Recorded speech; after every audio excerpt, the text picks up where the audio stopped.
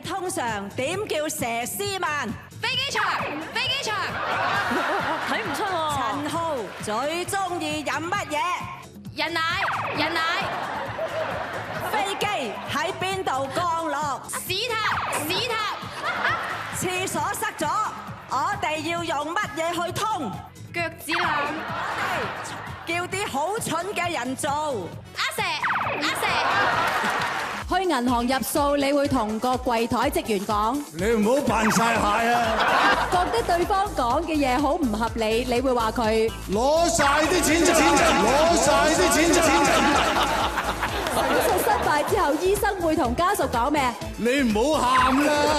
你唔好喊啦！學生組會同老師講早晨會講咩咧？你走咗你就唔好翻嚟！你走咗你就唔好翻嚟！